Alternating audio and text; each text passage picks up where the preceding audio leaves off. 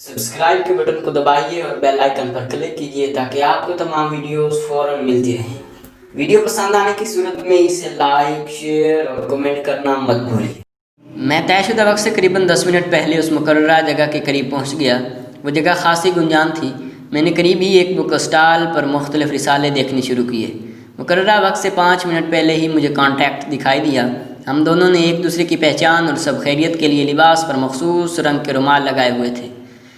दूसरी चेकिंग के लिए नज़रें मिलने के बाद मुझे अपने दाएं बाजू को एक मखसूस हरकत देनी थी, जिसके जवाब में कॉन्टैक्ट ने भी एक मखसूस हरकत करनी थी।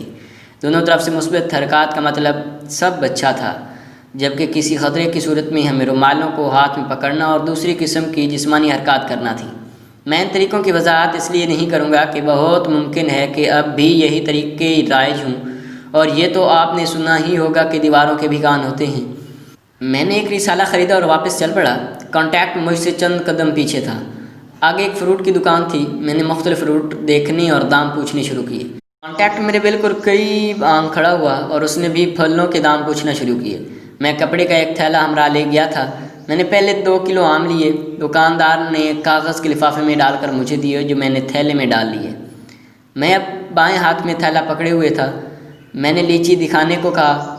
यूँ ही दुकानदार लीची उठाने को वापस घूमा। कॉन्टैक्ट ने एक पैकेट इंतहाई तेज़ी और फुर्ती से मेरे थैले में डाल दिया। मैंने कुछ लीची ली और दाम देकर वापस चल पड़ा। कॉन्टैक्ट ने भी यकीनन मेरे जाने के बाद कुछ फ्रूट ज़रूर ख़रीदा होगा। करीब ही से मैं एक टेम्पो में सवार हो गया। कुछ दूर जाने के बाद टेम्पो छोड़ा और बस पकड़ ली।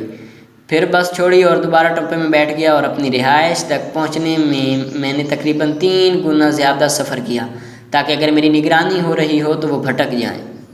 होटल पहुंचकर मैंने दरवाज़ा अच्छी तरह से बंद कर लिया और पैकेट खोला। पैकेट में 5 सफ़ात थे, जिसकी एक तरफ हिंदी में लिखा हुआ था और 10,000 भारतीय रुपये थे। मैंने मोमबत्ती जलाई और सफ़ात के सादा इतराफ़ को मोमबत्ती से गर्मी पहुंचाई।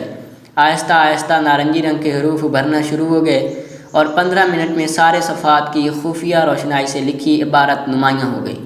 ये 5 सफ़ात हम पाँचों के लिए थे। खैरियत से बॉर्डर क्रॉस करने और दिल्ली पहुंचने की मुबारकबाद दी गई थी। हौसले बढ़ाने के लिए अल्फाज की थपकी थी और मुझे एक नए मिशन को सब पर फोकियत देकर फौरी तौर पर मुकम्मल करने का हुक्म मिला था। डाक मिलने की रसीद और हालात का सरसरी जायज़ा और अब तक के काम को लिखने की हिदायत थी। मैंने जवाब लिखने के लिए पहले से तैयार करदा खुफिया रोशनाई से 2 सफ़ात लिखे और 2 वर्कों की दूसरी जानिब इंग्लिश नज़मों की कुछ हिस्से लिखे। खुफिया रोशनाई अब कोई भेद नहीं, और आजकल तो माइक्रोफिल्म्स के ज़रिए कॉमन पेन के सिरे जितनी जगह में 40 से ज़ायद सफ़ात मुंतकिल किए जा सकते हैं। जो खुफिया रोशनाई हम इस्तेमाल करते थे वो प्याज या लहसुन या लीमों का पानी होता था। इससे कागज़ पर लिखा जाए तो सूखने के बाद कागज़ पर कोई निशान नहीं रहता, और जब इस कागज़ को गर्मी पहुँचाई जाए तो लिखे हुए अल्फाज नुमायाँ हो जाते हैं। मुझे अगले दिन कॉन्टैक्ट को एक दूसरी जगह 10 बजे मिलना और अपना पैकेट उसके हवाले करना था। दूसरे दिन ठीक 10 बजे हम मुकर्ररा जगह पर मिले और मैंने अपना पैकेट उसके हवाले कर दिया। साथियों के लिए ख़त मैंने कॉन्टैक्ट के वापस जाने के बाद दिए। हम सब अपने वतन से इस पहले राब्ते पर बहुत खुश थे। इन 5 वर्कों ने हमारे हौसले और बढ़ा दिए थे। हमने फिर एक बार अपने मिशन की तकमील के लिए तजदीद अहद किया। मैं वापस अपने होटल आ गया और नए मिशन की तकमील के लिए तैयारियों में मसरूफ़ हो गया। मैंने लिप्टन ग्रीन लेबल और ब्रोक बॉन्ड रेड लेबल के 6 टन लिए और रात को उनकी ब्लीडिंग की और उन्हें अंदाज़न आधा किलो के पैकेटों में बांधकर सलोशन टेप से बंद कर दिया। मैं मिशन की अमली तकमील के लिए दिल्ली से बाहर जा रहा था और रात भर मुख्तलिफ तरकीबें सोचता रहा। दूसरे दिन मैंने साथियों को अलविदा किया। ट्रांसमीटर जो उनके आगरा और झांसी जाने के दौरान मैंने अपने पास रख लिया था, उन्हें वापस किया। होटल वापस आकर मैं जल्द ही गहरी नींद सो गया। अगले रोज़ सुबह मुझे रवाना हो जाना था। मैंने कॉन्टैक्ट को एक नई जगह और बाद दोपहर का वक्त दिया और 12वें रोज़ मिलने को कहा। मैं चाहता था कि इन 12 दिनों में अपनी नई जिम्मेदारियों की मुफस्सिल रिपोर्ट बनाकर भेज दूं। अपनी गैर मौजूदगी में मैंने ट्रांसमीटर वाले साथी को नायब मुकर्रर किया। ये चारों मुख्तलिफ होटलों में ठहरे थे और फिर मैंने उन्हें कन्वेंशन में मुंतकिल कर दिया था, इसलिए उन्हें होटल के बाहर एक दूसरे से रब्ता करने की भी इजाज़त दे दी थी। आपने महसूस किया होगा कि मुझे जो हिदायत पाकिस्तान से रवानगी के वक्त दी गई थी, मैंने उनमें कुछ रद्द-बदल कर दिया था। इसकी वजह यह थी कि पाकिस्तान में बैठकर भारत की अंदरूनी हालात का सही अंदाज़ा बिल्कुल नहीं हो सकता था। 71 میں سابق مشرقی پاکستان میں بھارت کی ناقابل یقین کامیابی نے انہیں کچھ زیادہ ہی خود اعتماد بنا دیا تھا۔ دلی میں چند روزہ قیام کے دوران میں نے محسوس کیا تھا کہ وہاں سیکیورٹی زیادہ سخت نہیں تھی۔ یہ ایک کاسموپولیٹن شہر ہے اور یہاں بھارت کے ہر علاقے کے لوگ رہتے ہیں، جن سے انہیں خطرہ ہو سکتا تھا کہ انہیں وہ شکست دے کر تقریباً مردہ سمجھ بیٹھے تھے۔ مختصراً یہ عرض کروں کہ میں نے حالات کو دیکھتے ہوئے ہدایات سے ہٹ کر کچھ تبدیلیاں کی تھیں۔ یہ تبدیلیاں محض رہائش اور بارڈر کے گائیڈز کو واپس بھیجنے تک تھیں، کیونکہ بارڈر کراس کرنے کے بعد مشن کی کامیابی اور ساتھیوں کا تحفظ میری ذمہ داری تھی۔ مجھے احمد نگر جانا تھا۔ پاکستان بریفنگ میں بھی بتایا گیا تھا کہ احمد نگر بھارت آرمڈ کور یعنی ٹینکوں کی ٹریننگ کا مرکز ہے۔ اس ٹریننگ سینٹر میں آرمڈ کورس کے نوجوانوں کو نہ صرف موجودہ ٹینکوں اور ان کی گنوں کے چلانے کی مشق کرائی جاتی ہے، بلکہ روس سے درآمد شدہ ٹی سیریز کے نئے ٹینکوں کا استعمال بھی سکھایا جاتا ہے۔ وادیوں میں ہوائی فائرنگ کرنے والے ماہر نشانچی ہرگز نہیں ہو سکتے۔ دوران جنگ سامنے سے آتی ہوئی ہزاروں لاکھوں گولیوں، بموں، گرد و غبار، دھواں، رات یا دن کی تمیز کے بغیر پانی، کیچڑ اور بارش میں اسلحہ کا ٹھیک استعمال اور نشانہ لگانا، اسلحہ کو کھولنا، صاف کرنا اور پھر جوڑ کر ٹھیک نشانہ لگانے والا ہی ماہر کہلا سکتا ہے۔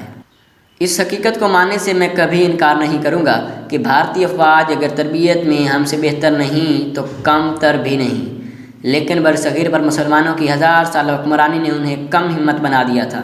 65 کی جنگ میں عددی لحاظ سے بہت کم پاکستانی افواج نے ان کے چھکے چھڑا دیے تھے، لیکن 71 کی جنگ میں پاکستان کو دولخت کر کے اور 90,000 پاکستانی افواج کو قیدی بنا کر ان کے مردہ حوصلوں میں پھر جان پڑ گئی تھی اور اکھنڈ بھارت کا خواب وہ پھر دیکھنے لگ گئے تھے۔ میرا مشن یہ تھا کہ میں احمد نگر کے ٹریننگ سینٹر میں جا کر نئے درآمدی ٹینکوں کے متعلق مکمل معلومات حاصل کروں کہ آرمڈ کی کون سی ریجمنٹ یہاں ٹریننگ حاصل کر رہی ہے اور کن ٹینکوں پر۔ اس کے علاوہ یہ بھی معلوم کروں کہ ٹریننگ مکمل کرنے کے بعد یہ ریجمنٹس کہاں جائیں گی اور کن انفینٹری ڈویژنز کے ساتھ ان کو شامل کیا جائے گا۔ مجھے پوری طرح احساس تھا کہ یہ معلومات پاکستان کے لیے کتنی اہم ہیں۔ بھارت کے پاس ملک میں ساختہ و جینت نامی ٹینک بھی تھے اور بہت وزنی اور نقل و حرکت میں سست تھے۔ 65 میں بھارتی commander in chief general Chaudhary کو ان ٹینکوں پر بہت غرور تھا اور انہیں سیاہ ہاتھی کا نام دیا گیا تھا۔ دیکھنے میں یہ پہاڑ جیسا ٹینک بیٹھی ہوئی بطخ ثابت ہوا۔ بھارت کے پاس ان کے علاوہ فرانسیسی ساختہ AMX 13، روسی PT 76 اور روسی ٹی سیریز کے بہتر کارکردگی کے ٹینک تھے۔ ٹریننگ کے بعد ان ٹینکوں کی ریجمنٹس کو ہند پاک بارڈر پر تعینات کیا جانا تھا۔ ان ٹینکوں کی کارکردگی سے متعلق معلومات اور سرحد پر ان کی تعیناتی کی جگہ سے آگاہی بہت ضروری تھی۔ مثلاً اگر T57 بھارتی ٹینک کے سامنے ہم اپنے جنگ عظیم دوم کے فرسودہ شرمن ٹینک رکھیں تو سوائے اپنے ٹینکوں کی تباہی کے کچھ حاصل نہ ہو سکتا تھا۔ اس وقت T57 کے سامنے پاکستان کو امریکہ سے ملے ہوئے M سیریز کے نئے ٹینک اور پیٹن ٹینک لانے تھے اور اسی وجہ سے مجھے یہ اہم مشن سونپا گیا تھا۔ احمد نگر بمبئی سے تقریباً 500 کلومیٹر پہلے گوداوری دریا کے قریب بالکل الگ تھلگ جگہ پر واقع ہے۔ اس کے گرد و نواح میں بھی کوئی بڑی صنعت یا بڑا شہر نہیں ہے۔ گوداوری دریا کی ایک نہر احمد نگر کے بالکل قریب سے گزرتی ہے۔ یہ علاقہ ٹینکوں کی تربیت کے لیے بہت موزوں ہے۔ بہت اونچے نیچے ٹیلے، ریت، کیچڑ اور پانی کی موجودگی سے ٹینکوں کے استعمال کی ہر طرح کی تربیت ہو سکتی ہے۔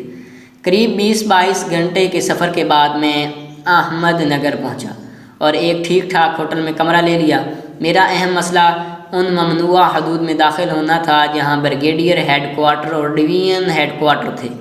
ٹریننگ کے علاقے میں داخل ہونا اول تو فضول تھا اور دوسرے تقریباً ناممکن۔